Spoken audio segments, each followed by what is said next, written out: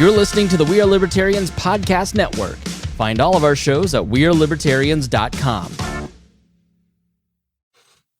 Welcome to the Boss Hog of Liberty podcast. This is episode number 268 of East Central's favorite podcast. I'm Jeremiah Morrill. Today, I'm joined by our executive video audio engineer producer, Zach Burcham, and my forever co-host, back from the land of ice and honey, sun and sand, Dakota Davis. Today's episode is an old school episode. It's just going to be the three of us. We're going to be having some fun tonight to prepare ourselves for the candidate series that will be starting next week. So we wanted to just have fun, be laid back today. We're going to be talking to you guys about some local news. Mostly about Queen Elizabeth dying. We're just going to have a grand old time talking. Hey, let's do a fun episode. Damn it, the Queen died. Well, the BBC has shut off all comedy shows out of respect for the Queen's passing. Have they really? This is the entertainment for the folks across the pond tonight, I guess. Oh, it's going to be this is going to be another one of those reminiscent of the early days back in the napkin shows, and we're going to have some fun with it. The show is about our lives in rural Indiana. We're here to push your boundaries and make you think as individuals. Sometimes it'll provoke you. Other times it'll make you laugh, but hopefully you'll always learn something new. We just did about 20 minutes on Patreon, which is mostly around what I want in my backyard, what Dakota thinks he could get away with. And I think the first 5 minutes was mostly just therapy, trying to wake Dakota up. I'm dragging a little bit. Had a big midweek trip down to Kentucky. And like a moron, I didn't book a hotel room, so I did it all in a day. Packed a full day's work in and about 300 miles of road trip drive. And Dakota is hungover from the big vacation. And Zach is just his normal machine self. No big deal. Boop, boop, beep. he's just there, good to go. Answers the bell, not a problem in the world, no concerns, just ready to roll. Oh, I've got problems. I just get here.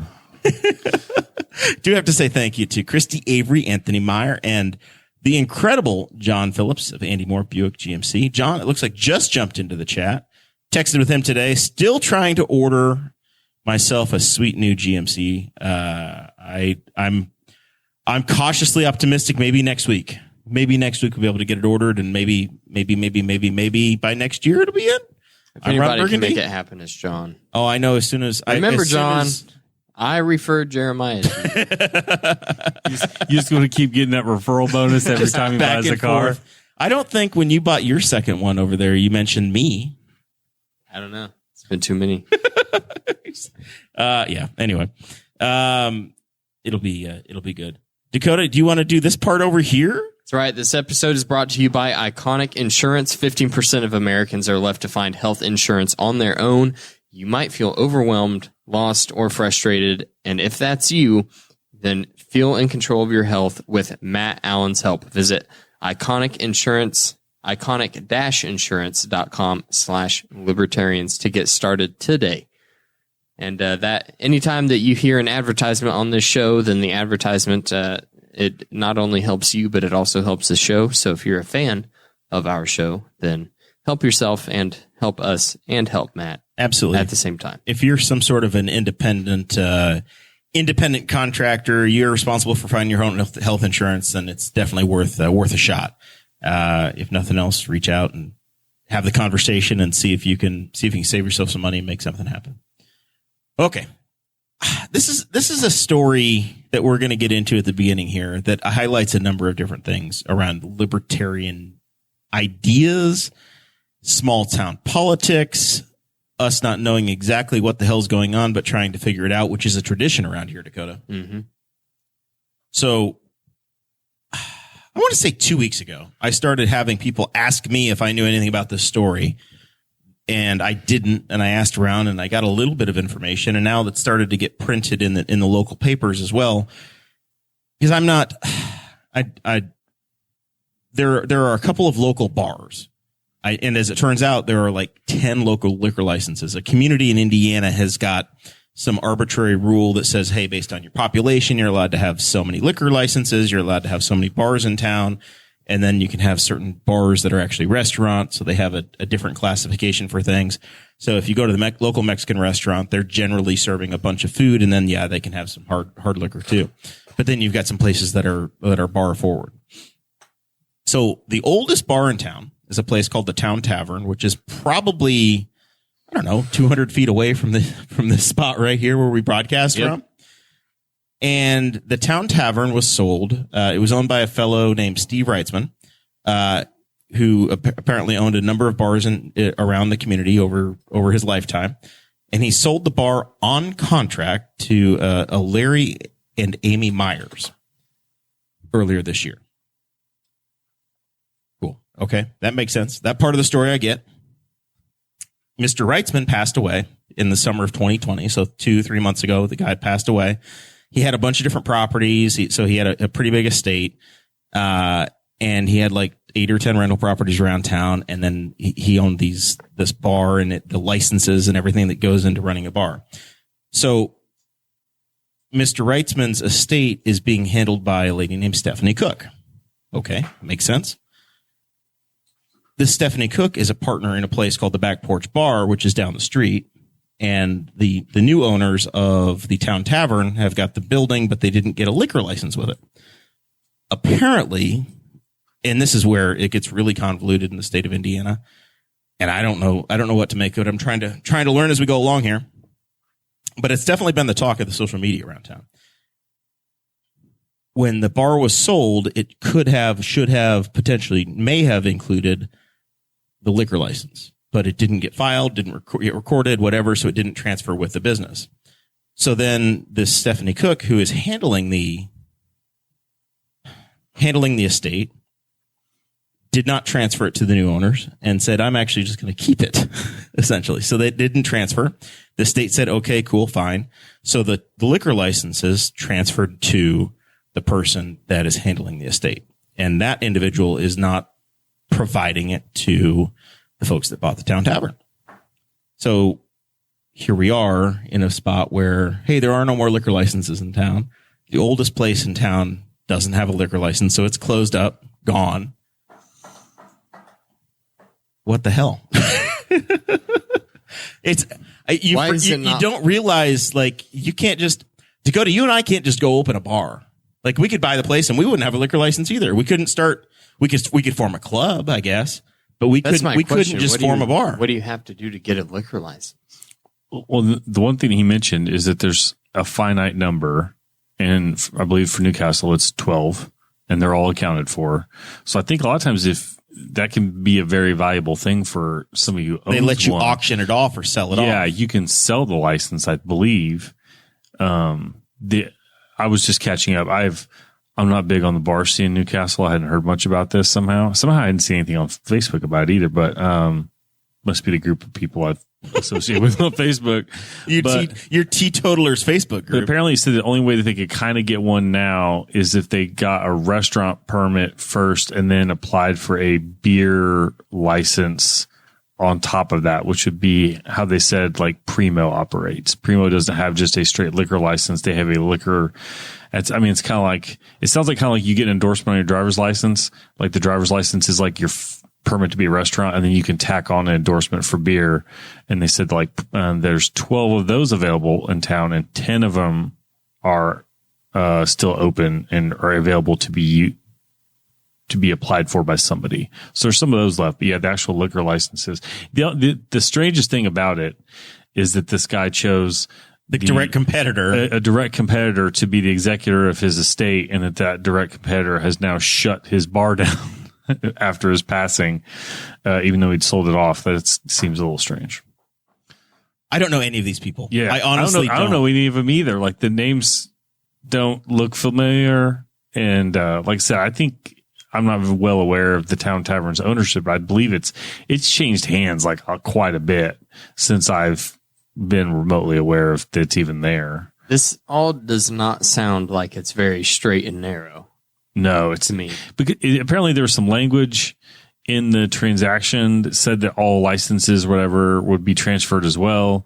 But yeah, the alcohol commissioner or whatever said that it was the application to transfer, it wasn't done. And that I think that the language has to explicitly say that the alcohol license is going with it. The idea of the competitor holding it and just saying, no, I'm not going to give it to you. It sounds like a problem of famine mentality to me. There are certainly enough people who drink in Newcastle and Henry County for 2 bars on Broad Street. A land contract provided to the Courier-Times appears to show that Wrightsman agreed to sell Larry and Amy Myers the Town Tavern at these addresses on Broad Street 6 months before their death. The purchaser shall assume all property taxes and licensing associated with these addresses, also known as Town Tavern. And then on August 12th, Larry and Amy Myers received a letter from Tavern attorney David Brock informing them that the liquor license had been transferred to Stephanie Cook. And this story from the Courier-Times shows that the state of Indiana, the alcohol, tobacco, basically the fun organization, the fun licensing group, transferred on August 16th all of Wrightsman's licenses to Cook. So now they're suing. So I don't know what the hell's going to happen. But it does not.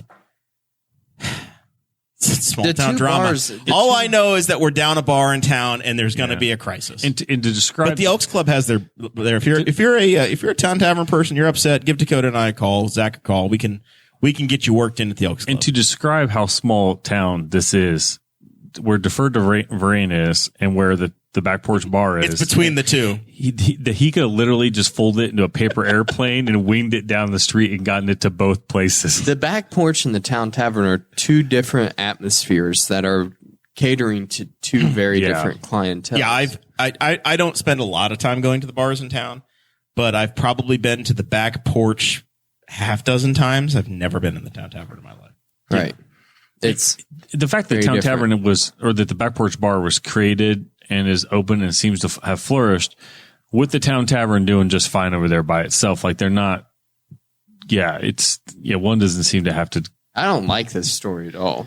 Now, I thought you were going to help make sense of this, like that there was concrete logic. I don't understand. It doesn't. Instead, it just makes me feel more icky about the situation. If I was the holder of this liquor license, I would feel bad and guilty that I just ripped the rug out underneath some newer bar owners and effectively closed the oldest bar in my city.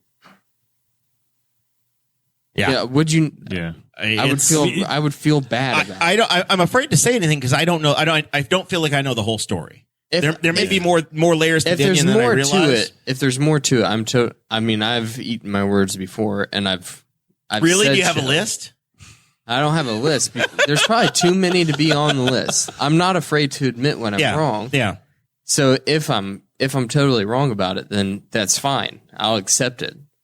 Just right now, it just seems it is a weird story, off-putting. and it's hard to keep up with. And then you throw in the fact that the group that is now holding the liquor license that won't allow also has stake in a competing bar the next block up or 2 blocks up.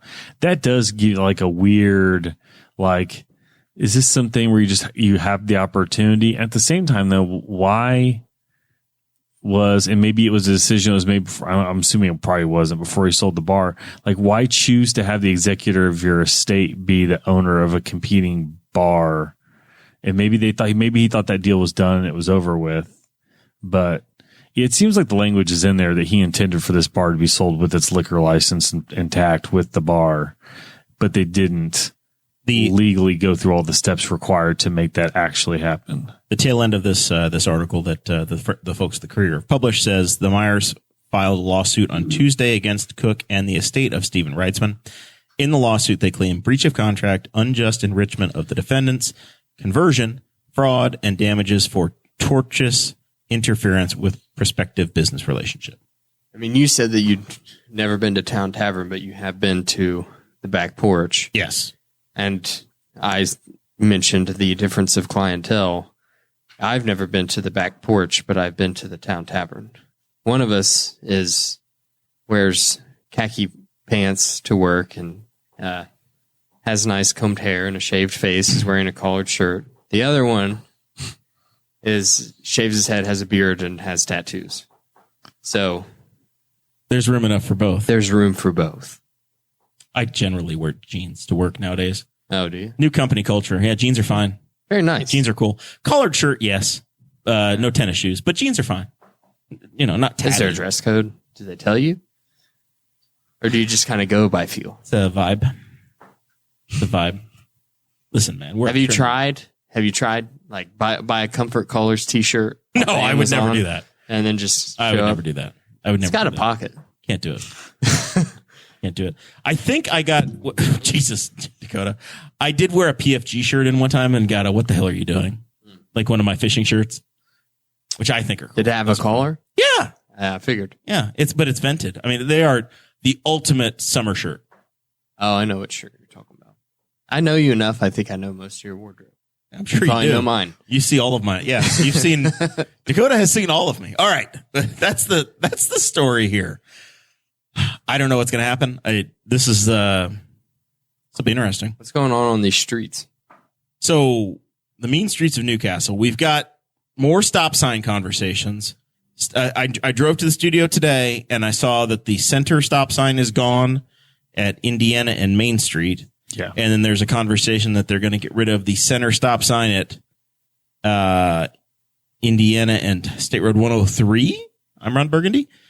And then I don't know. Are we ever getting stoplights back on any of our stretch? What's the story, Mr. City Council attendee? Yeah, they didn't actually discuss the light situation yet. I'm not sure how long they're going to kick that down the curb. I mean, because we've disconnected that light, we've probably saved $40 to $50 this year on electrical costs. He described the amount of money that it costs to maintain a traffic light, and like not just the like $15 bulbs or whatever it is, but I think that there's like a maintenance contract that they basically have to sign for the lights. And it was not, I think for the like 2.5 lights that the city operates, there's a comma. Like I think it was like a couple $1,000s a year to have the lights like inspected.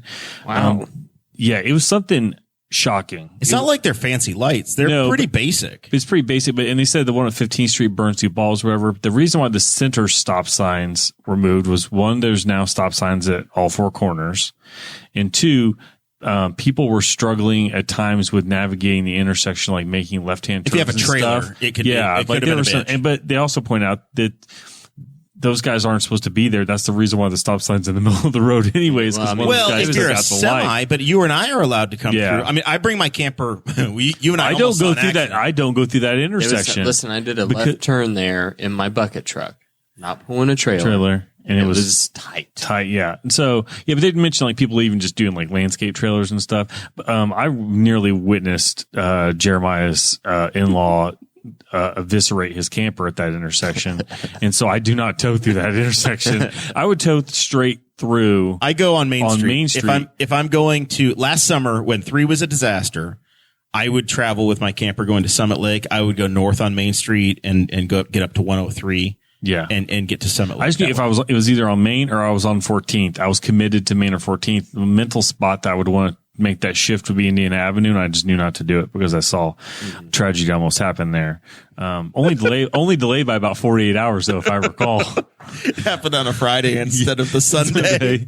Yes. But yeah, they just took that out of the way. There wasn't any discussion of the traffic lights yet. I mean, I honestly don't. I know I've gotten into some people on Facebook that think that they need to put the light back. There seem to be the same people that say put everything back. But I've only seen it kind of backed up twice the whole time.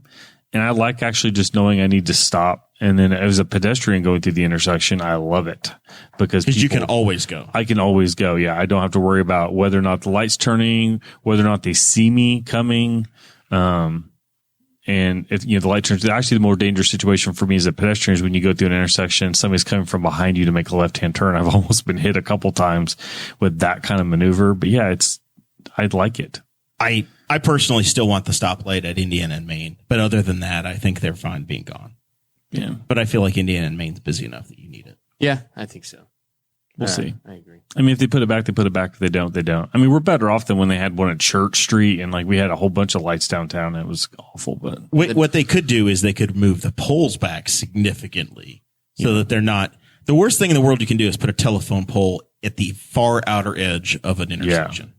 that is asking for trouble. Absolutely asking for trouble. Look at Markleville. All the poles are so close to the road there. Shame on Markleville. Yeah, they haven't discussed when or if the light will go back though. And now we've got some rules coming up regarding 1400 Plaza. 1400 Plaza. We're not allowed to camp there at night. No sleeping. Was there a problem? I believe there was. They had a couple times. I don't think there was a problem with people necessarily causing a problem doing it, but they think they did have some people that were sleeping there. But I think there's some concerns about making sure you help the people if they're homeless. And but one person just didn't go home, just didn't want to go home. Evidently, he had an address, and maybe they got thrown out of the town tavern and couldn't get back in because they closed it. So they just want to establish some hours. It's one of those things that there's probably going to be less teeth to that than people might think, depending on the situation. They've had issues with homeless people in the arts park. Yeah. Anytime you have an area that, I mean, if I was homeless, the arts park would be where I'd be pretty awesome. I'd go camp at the arts park right now. And then the city says that we can't smoke or vape in the plaza any longer. Aaron Dickin finally got you guys. Remember, I feel like when they do a second and a third reading in the same night, nobody say anything in the first reading, but yeah, they ripped through those pretty quick. It's kind of crap. Saying. I'm not represented in the city government. So I'm not either. It doesn't affect me. I can see the city from my front porch, but I don't, My mom's commenting that she startled a guy awake at the arts park. I don't know if she's at the arts park or at the 1400 Plaza on Tuesday at 9:30 in the morning. Yeah, they're just trying to keep. I mean, there's certain hours that you're allowed to be there and certain hours you're not. Yeah. I think you can sleep at 1400 Plaza at 9:30 in the morning. That's well within the rules. Probably if the sun's up, you're good. Just don't be smoking. a nice morning nap. Yeah. Morning siesta. Are we going to start jailing people for smoking? If my mother comes to watch whatever the hell concert's coming up on Friday night, what's it's not Fleetwood Mac. We got Flynnville Train. A couple more years, Fleetwood Mac might be on. Flynnville Train is coming to to downtown Newcastle on Friday night. So tomorrow, I guess. If she were to come here and she were to light up, is she getting thrown in jail because she's using her smoking cessation tool? I think they just get a ticket. What happens if you don't pay the ticket? Yeah. At what point does it turn violent? I don't know. And then what happens when you don't pay the ticket and then they show up at your house because you didn't pay the ticket and you say, I'm not coming with you? Will they go to? Are you going to kill me over? Will smoking? they leave the county to enforce a smoking ticket? I'm not sure. Guess we'll find out. I don't know. It's going to be interesting. And then the final streets update that you have for us, Mr. Producer Guy, our Monday night. When was this meeting? It wasn't. Tuesday. It was not on Monday Tuesday. night. It had to be. It's on Tuesday if there's a holiday. Oh, so they another reason why. So they did a second and a third meeting on a Tuesday night. It wasn't even the normal night. Yeah. How dare they? This government of ours, of yours, some government you have, Zach. So they also said that you can't. Now your brush piles. You have a certain size brush pile you're allowed to have. They've always had that rule, or not always. They've recently that ordinance has been in place for a while. I think it was they edited it maybe a couple years ago, a year or two ago. I'm to the point now where COVID broke my internal timeline, so I'm not quite sure, but it has been discussed and changed. And they just brought up as a concern because it sounded kind of comical that the city has run a brush crew, like at least one crew of guys just picking up brush for like the last month every day. And as opposed to, it used to be a thing where if there was a storm, they do it. And then the brush piles are supposed to be, I believe it's like 4 feet long, 4 feet high, and 10 feet wide, your pile of brush. And now they're having some, they're like 8 feet wide, 12. I mean, I've seen this too. People just pull a whole shrub out of the ground and just throw it in front of their house, like a 6 or an 8 foot shrub. Like, yeah, they'll deal with it. And they said they'll roll up and they'll see these huge brush piles. And there's not a tree on the property.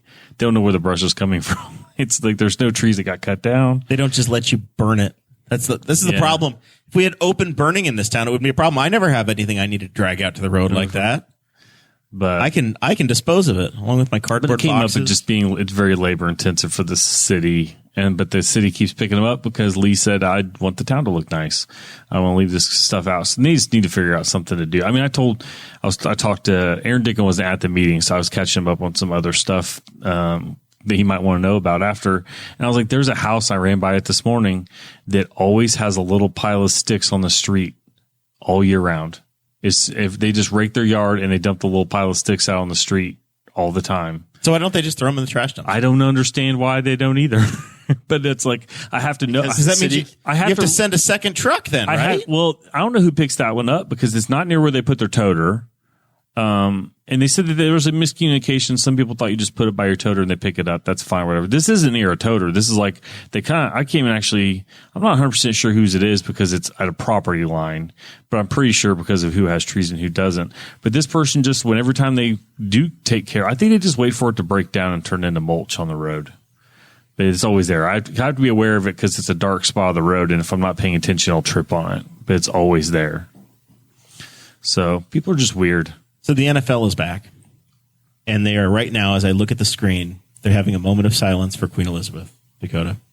Mm-hmm. The Queen of England has passed away, 96 years old. I wouldn't make a thing of it, but dear leader Chris Spangle has been having a moment today. I mean, I feel kind of as sad somebody who like, not that it's a documentary or anything, like during COVID, my wife and I kind of ripped through The Crown, which is a dramatized version based loosely on factual events. People talk about giving their life to public service. That woman did. She became the queen, and she wasn't supposed to be the queen. She was supposed to just be a princess that was going to be in the periphery and not have any responsibility. Ended up the queen in 1952, and she just 70 years. Something I saw that was pretty cool was something that Chris posted. I'll pull it up really quick. It just feels like the end of an era. Oh, and absolutely, yeah.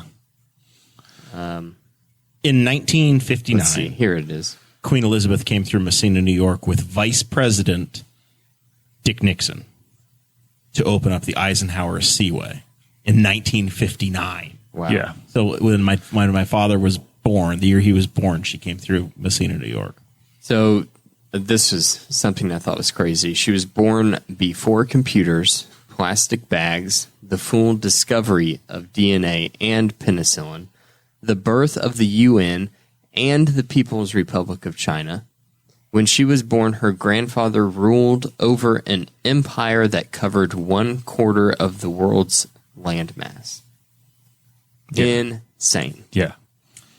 So Joe Bishop Henchman, who was the chairman of the Libertarian Party for a few minutes before they forced him out, he said that there is an unwritten royal protocol that involves 3 announcements. The first announcement is that the health situation is serious. Everyone gathers. The second one is life is peacefully moving towards its close. And number 3 is the official announcement. And then he educated us a little bit. And he said King George V, who was, I guess, the grandfather. He died in like 1928. So Queen Elizabeth's grandfather. He was kept alive until they got number 1 and 2 done. And then he was, as it's said here, mercy killed with an injection of morphine and cocaine so that number 3 was issued in time for the morning newspapers. His last words allegedly were, "God damn you," to the nurse doing the injection. And then his son, George VI, was found dead in the morning, but they waited on number 3 until they did the first 2. Which I had no idea. Wow. Apparently this George V, the doctor did that. They didn't even consult the family. The doctor just timed it, basically. That's insane. And they didn't figure that out until they read his diaries in 1986. So this happened in the 30s or 40s or whatever. And then in 1986, it became public. So I watched an interesting video. I think it was last night. I like to watch. Do you ever watch Business Insider's YouTube? Yeah. They have fantastic videos if you don't know about them. But they had one about what happens when the Queen dies. And it was I think it was like Operation London Bridge. Yeah. And they said that as soon as the Queen dies, then they would get the secretary would send out a message to all heads of state in the world that just says London Bridge has fallen. And then there's like this whole large series of things that goes on. I guess that like we saw BBC had their news anchors dressed in black today. I guess that the BBC always has news anchored clothing black in the studio Just in case. Yeah. all the time, waiting. Do they have to reprint their money? This is an Yes, honest yes, question. they do. I bet they don't reprint, but I bet they're retooling right now. No, they will start. This was in the Business Insider video. They will start printing new currency, and the old currency will get phased out as it gets used in banks and things. Once you give it to a bank, that bank is going to send it to whoever does their printing. So if you've got your Canadian dollars, hold on to those because those are Queen Elizabeth dollars. Yeah, And you're not going to see them come out again. in 70 years they might be worse than. I looked it up. Winston Churchill was her first prime minister. He was born in 1874. Just like it's kind of like the thing with I can't remember who the president is. There's a president who still has a grandkid. Yeah, I think it's Harrison? Tyler. Yeah. William Henry Tyler. Yeah, he still has like a living or John grandson. Tyler. It's one of those John Tyler, President Tyler. Yeah, it's one of those strange things, but just like, yeah, for anybody, It tells you how long a lifetime really is. Like, if you live to be 90, 95 years old, you're 3 lifetimes back and you're at the foundation of this country. There was a popular tweet going around, but like 3 years ago in Joe Rogan's last comedy special on Netflix, he had that joke in the comedy special was that America was founded 3 people ago. And you go back 1, 2, 3 people and boom, America's not a country. It's pretty mind-boggling. Yeah. And I think about my great grandmother's. We've got a map running around here somewhere from when Queen Elizabeth was just coming in. Yeah. Did you listen to last week's show? No. Brian gave us a gift. Brian gave us a gift. I have to look at it. I mean, you miss Canal Talk. Yeah. Extensive Canal Talk. Means. Yeah. Well, Spangle gave a lot of history lessons, as you can imagine. Yeah. Pontificated. It's his thing. But yeah, it's just like from watching that show and just it's even though we're not a part of that government, that's just for one person to be in a position for 70 years is it's just insane. Really? Just to survive it, just to emotionally survive it. Like you look at how our president, and she's not got as much responsibility at times. It's a ceremonial job at this point. But there's in a tiny more and more as the time's gone. But still, like you look at how much our presidents age in like 4 to 8 years. Like they go in looking spry and they come out looking. They go in looking 55 and come out looking 85. She went in when she was like in her 20 or what 30? No, 22, 26. Yeah, 26 and came out. Yeah, 96 minus 70 is. Yeah, I'd do some math in my head. 26. But she wasn't even supposed to be queen. She was born thinking she wasn't going to be queen. And then her uncle abdicated so he could run off with an American. So her son, King Charles, is Prince Charles. I don't know. Did he say he's keeping the name Charles? I guess it's like becoming Pope. You get to decide what your name is going to be. I guess we'll find out tomorrow. So Charles is king. Or sometime. He's 73. He's been waiting for so long. I also saw a thing that said that her funeral plans have been in existence in some form since 1961. Wow. Because that's one of the things you figure out is that they have, that's a system. They have a lot of things going on. And I think that was when somebody, like when Diana passed away, I think that they used protocols they had for her, actually. It was like somebody else's funeral got taken because they had situations for different people. But they have all that stuff ready to go at any given time. But it would have been really interesting to be able to sit down and like talk to her like as a real person, like no cameras, just no one's going to hear about this. Just tell me some cool stories. Tell me some cool stuff. The average, the life expectancy for a British man is 79 years old. So if he's on par with the actuarial tables, he'll be king for 6 years. His mom served for 70. Yeah. Just kind of crazy. I kind of think they should just skip over Charles, skip over William. The Williams, give it to one of the kids. William's kid is 9 years old. Let him go for the record. Just let him have a run at it and see how it goes. He'll figure it out. It'll be fine. It's a ceremonial job anyway. Just step aside. Everybody step aside and let Let the Williams oldest have a run. For a ceremonial job, though, think of all the crap she's had to deal with just the family drama, and the family drama being so publicly in the view. I mean, there is some more than like ceremonial jobs. They take care of some I guess it would be more of like the charitable side of the house and things. They do a lot of. I think at times they kind of head up the PR.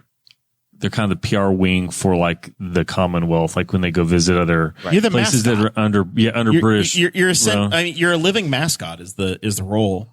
And it is so the American psyche of it is really interesting too, right? We've been independent since we claimed our independence in 1776. A couple years later, we actually got it. We don't give a damn if the King of France was dead, right? Like none of that mattered. Like, is there another significant, like what other significant monarchies are in existence still? Well, I mean, do you count the Catholic Church? That's a little different one though. Marcus Ericsson won the Indy 500. The king of his country tried to call and he pressed mute. North Korea. He didn't even take the call. Yeah, he didn't know who that's who it was. I don't know. I mean, there's some that are like they're not technically monarchies, but like they're monarchies, like Russia. You know, Russia's monarchy, dictatorship. All right, it's a gray area there. Yeah. Yeah, I guess there is a difference between a monarchy and a dictatorship.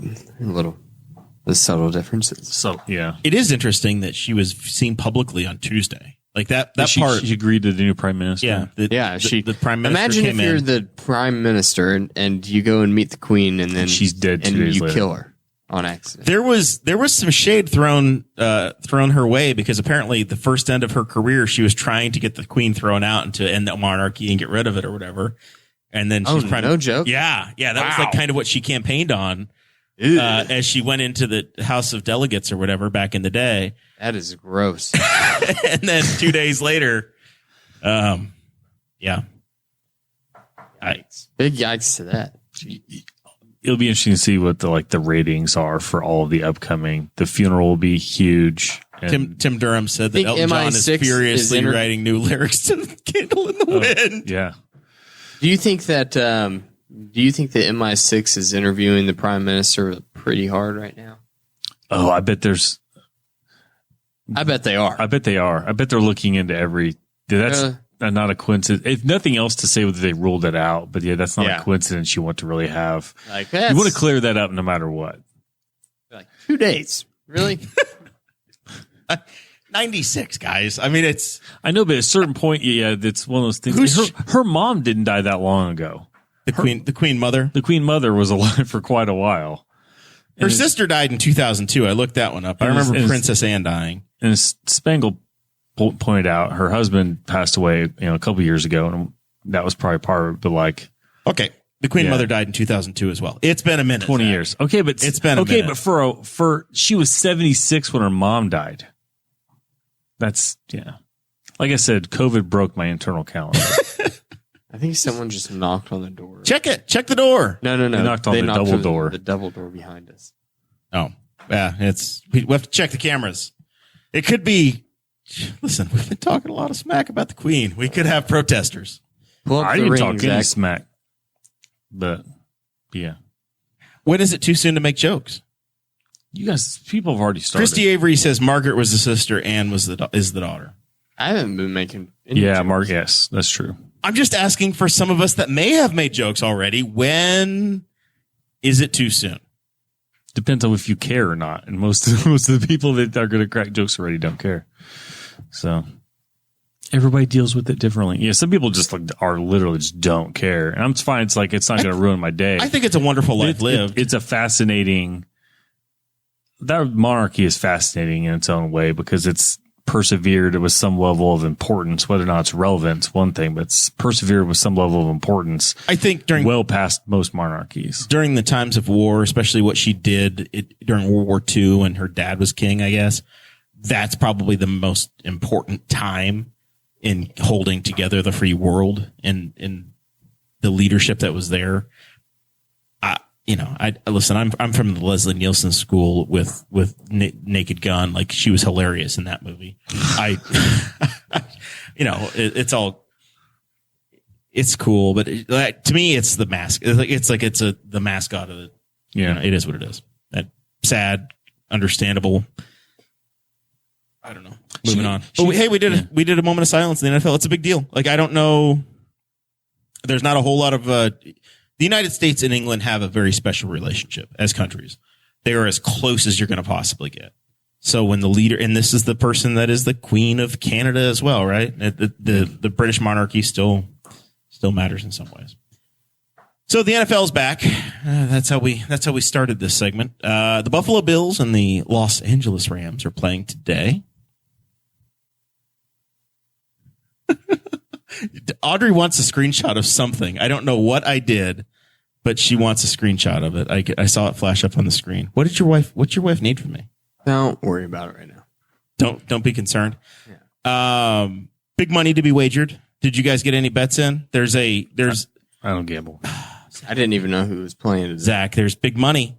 So this time, it's an instant payout. If you can pick either team, Rams or the Bills, I think up to $250 you could put on it. I hope you're not listening to this on your commute tomorrow, trying to listen, get advice.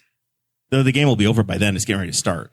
You could put any amount of money you want on it, and it will pay out instantly if the team leads by 7 points. So if you put, say, $30, $40 on the Rams, and they lead by 7 at some point, but they come back and they lose to Buffalo, you still win. Good to go. No, thanks. I just don't gamble.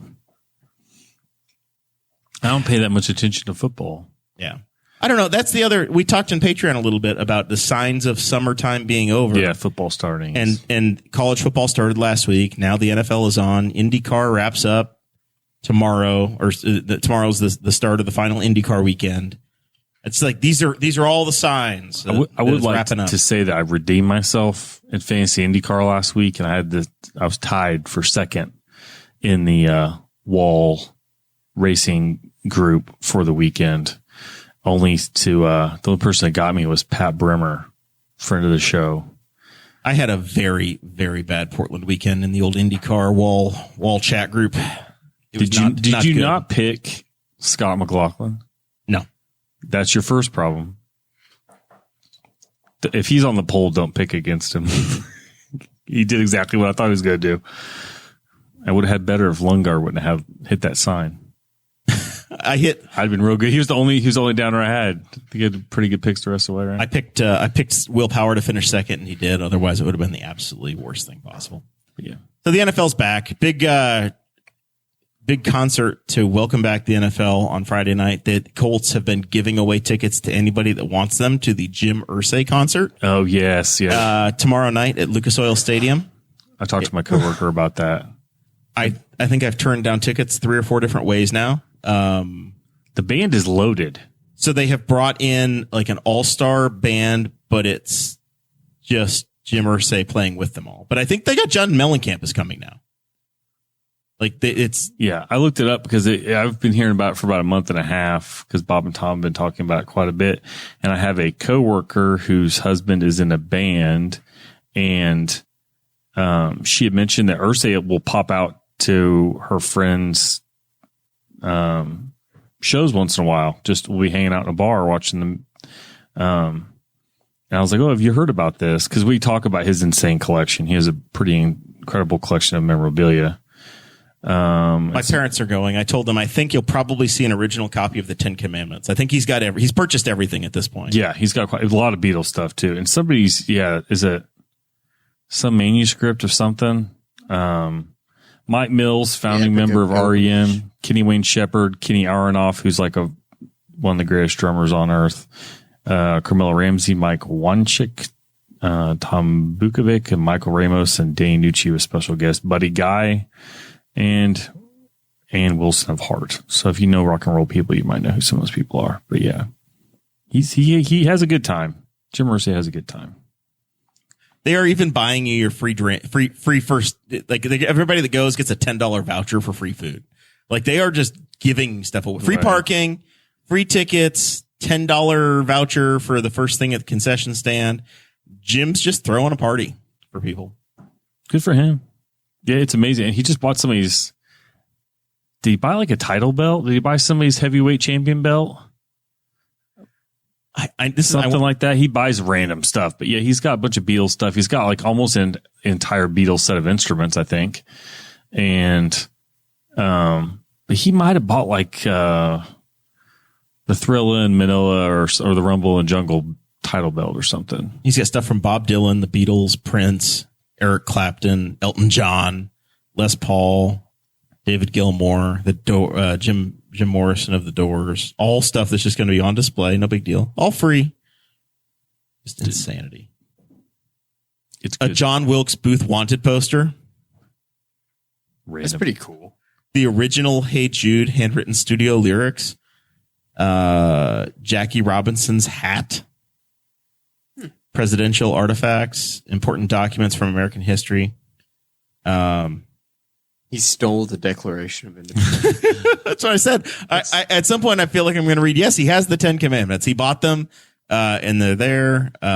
It's just craziness. I need to watch that movie again. That's a great movie.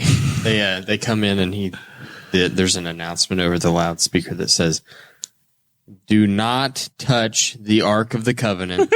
Don't look at it straight in the eye. Don't try to open the lid. It's cool that it's free. Like I get that. Like it's cool that it's free for the community and it's a deal. I just don't know. I'm curious to see what kind of turnout they have. Apparently, it's not that. I mean, I guess if you have Lucas Oil, there's a lot of tickets to be had. But I'm assuming that they're going to probably kind of keep people in one side or the other of the stadium and then on the floor. I'm assuming if it's in there. So just a gigantic party. Jim's gigantic party. All right. Last couple items we want to cover here. Is this anything, Dakota? $10,000 in student loan relief, but the state of Indiana is going to tax you on it. I did. I forgot to. I'm glad you brought this up because I was going to make it my final thoughts. A couple weeks ago, whenever we talked about this, I said that the White House told us that it was going to be tax exempt federally. But I forgot to mention that was just federally. Right. But I think there's like 13 states they're going to tax it. We're one of them. You know, I almost feel like there's time. Right. So, okay. First of all, say you're getting the full $10,000. Mm-hmm. $10,000 wiped off. It's $380 that it's going to cost you. So you'll probably make that trade, right? $10,000 waived, but you owe $380 in taxes, Zach. Yeah. You'll take that. I feel like it's kind of clickbaity to be freaking out over it or to be that concerned. Yeah, it seems kind of petty. You can just cash the $600 check they just sent you that you got and pay for it with that. That is the funny part, though. It's like, hey, we're going to give you some money. It's like, hey, wait a minute. I want my piece. You got to give us some of it, though. Yeah. So Indiana the Department of Revenue would say, yes, you owe me money on that. It's taxable. But our legislature hasn't weighed in yet. So in theory, we're not going to call back another special session. Poor Tom is retired at this point. He's been called back again, but Tom's retired. In January, you've got to think that maybe Indiana would say, hey, when you file your taxes next time, they could fix this very easily. They could stick something in a bill and say, hey, if you receive this one-time tax, whatever, they could make it go away. Yeah. Whether or not they would, I don't know. But it is correctable or fixable. No. Dakota doesn't want to. No, you've got enough for free. I'm not saying I don't want to. I'm saying our legislature is not even going to think twice about it.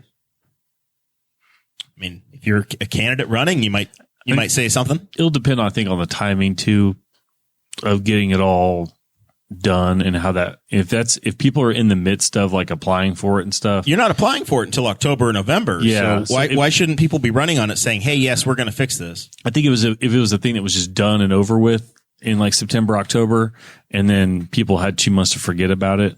But man, I'll tell you what, though, you want to make some people angry, have a tax bill. Cause I don't know about anybody else. My state taxes are always within about a $300 window of nothing. Some years I might owe like $50, and the most I've ever gotten back, I think, was $125 or something like that. And so if all of a sudden you have to pay $500, then it'll be a noticeable pain in the rear as compared to like normal. I mean, that is true. In theory, if you had a married couple that both got Pell Grants forgiven, that would be $10,350 or so times two. So you could be $1,200, $1,300 that you could have to pay. But you also just got $40,000 in relief. So, Yeah. But if you didn't have the money yet, then maybe that sucks, right? Maybe you were barely making your payment. Yeah, it might be some. They get you're $80,000 a piece in the hole. They just gave you $40,000 worth of relief, but you never actually got any real cash. So now in January, you owe another $1,300 that you don't have. Yeah. Yeah. That would be the worst case And like scenario. I said, and like for the state, for me, normally the state is like a nominal amount of money that's being exchanged one way or the other. So it would be a different. It's like the federal government. I think a lot of people they're getting usually get big returns anyway. Some people pay, depends how you file your taxes, but you could kind of prepare for that at the state. I don't know how you prepare for that, but I'm not affected. So State, I'm always like really close. It's mine's always like I get a refund of like $12. I've had times where I went through, mine was so close one time I was digging through trying to find my registrations for my cars because you could write that off. You can credit, and I was trying to find it because it was it just netted it out. It went from I went from owing $12 to being net zero, just digging for that to get that. So yeah, normally mine's. You can write off your union dues, teachers, so you all know. That's in there. Write those babies off. Claim those as They're not cheap, so write them off. For the state or federally? Because federally, it's Really federally. Federally, you're going to get after the Trump tax reform. It's tough to find anybody that can actually itemize their taxes at this point. It might be for the state. I don't know. I have a lady do mine. She reminds me every year. She still reminded me. Yeah. So it must be for the state. So next week we start the candidate series. We've invited the county commissioner candidates on. We've had one yes so far and one that we're still communicating with. Excited to get back in the swing of that. It does not fit. Maybe that's the sign of fall is return. We're doing candidate series again already, but it does not feel like summertime is over yet. But here we are. But we are, weeks away. It is September's 2/3, or it has 2/3 to go, right? So maybe 3 or 4 shows in September. Throw a fall break in there. You've got maybe 3 weeks of shows in October, 1 in November, and we're there. So we've got like 7-8 episodes, and it's election season.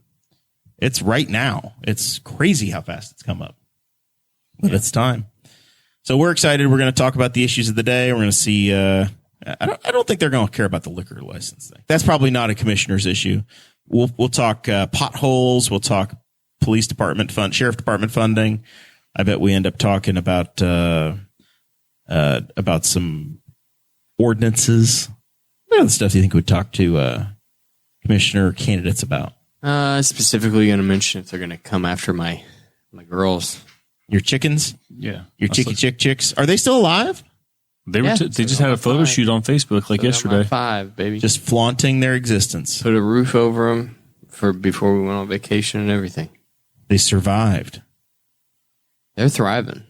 They're getting feisty. You got any eggs yet? No. I shouldn't get eggs until the end of this month or the 1st of October. So you should definitely get them before winter. Yeah, it'll be the 1st of October. But, they'll dry up in the winter. I don't plan on regulating their circadian rhythm enough to keep egg production up. So here's the thing we should do. We should get a hot plate, and you and I on Patreon, when the first couple eggs come out, we should fry some eggs and eat them on the show. Yeah, we definitely should. Some Davis eggs. We've tracked these things since they were chicks on the show. I think Audrey's buying us a custom egg stamp to go on the cartons. Yes. So that you can circle the date, know the date that you harvested them. But yeah. Also, if we get into any under the table selling deals. Some legalities. All right. Zachary Burcham, you got any final thoughts for me? Not really. I'm enjoying this weather. I survived the weekend. It was a little damp for some people. I'm kind of excited to see on the happenings around Newcastle is that the county sold the annex building. And It's supposed to be a boutique hotel. if the coming guy in. does what he says he's going to do to it, that could be really cool. It's supposed to be a boutique hotel on the upper floors, and his son is a chef and will be operating a restaurant on the bottom floor. I would stay there In on a date night.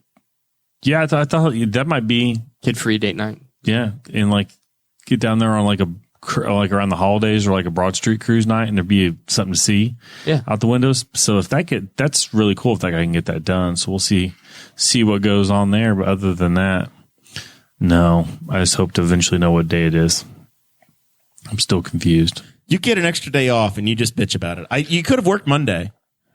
No, You work for us. You could have just worked the day. well, it's I'm a hybrid remote whatever. I have no routine. And then I took half of a day off yesterday to take somebody to a doctor's appointment. So I just don't have any idea what day it is. So I'll get back in the swing of things eventually. But yeah, I don't have any routine anymore because I'm hauling computers back and forth to work or I'm home or something. So D squared. Really, the only thing I thought about was trying to correct myself from a couple weeks ago, but we already covered that. I don't know. I'm kind of looking forward to the return of the candidate series. It's always pretty fun. I enjoy seeing the interaction from the community as well whenever we do that. I appreciate seeing the messages and the comments whenever we do those episodes and the listener input that we get from it. So, yeah, I'm looking forward to getting into that again. Do want to say thanks again. I think we've got we're going to continue on again with Wyland's Big Bounce and Slick Pickle for the candidate series, which is awesome. I think they've been with us every single year it's existed. So we reach out to them and we just continue on. So it's been fantastic to have their support and looking forward to continue it.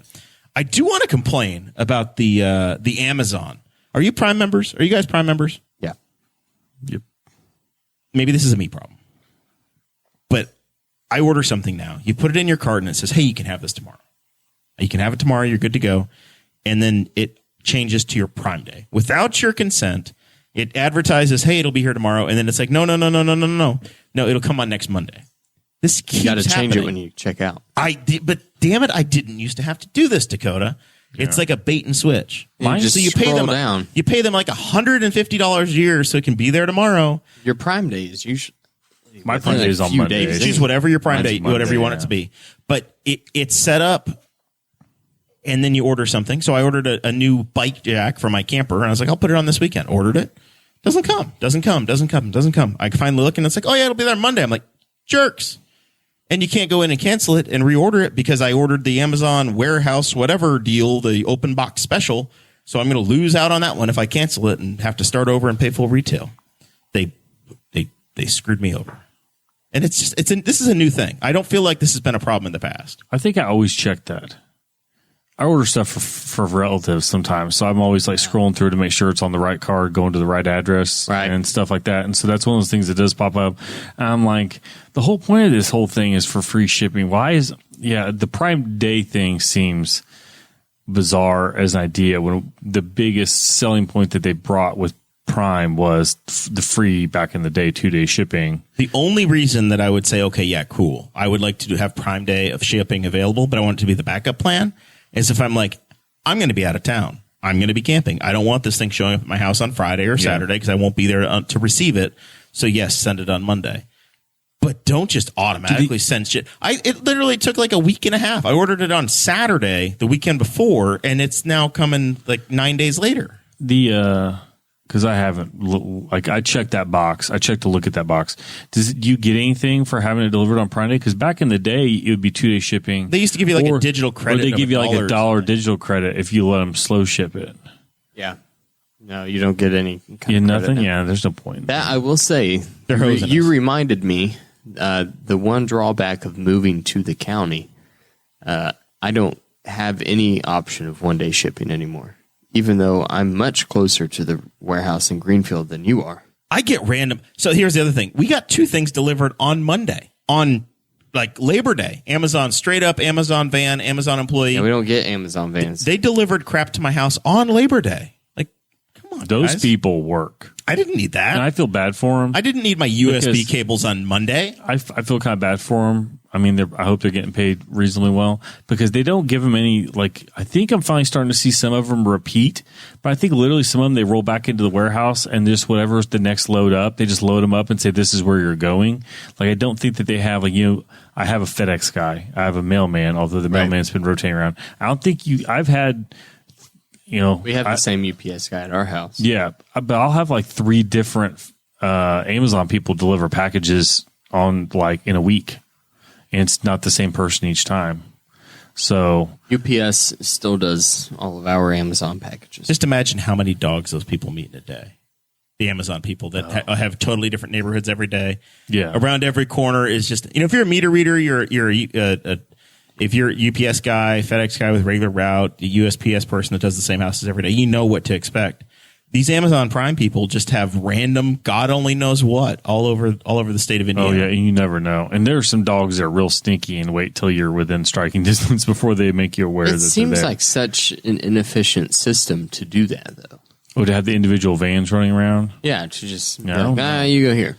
Because reportedly they were paying like next to nothing for the postal service to deliver packages for them. So it seems to me to buy all these vans and hire all these people to run them all around, it seems kind of strange, but they're making money apparently. Anyway, we're all in the big machine. That's it. I'm getting my big new bike rack and selling my old one to patrons Jared Burcham. So with that, we say thank you so much, and we will see you next week for Candidate Talk.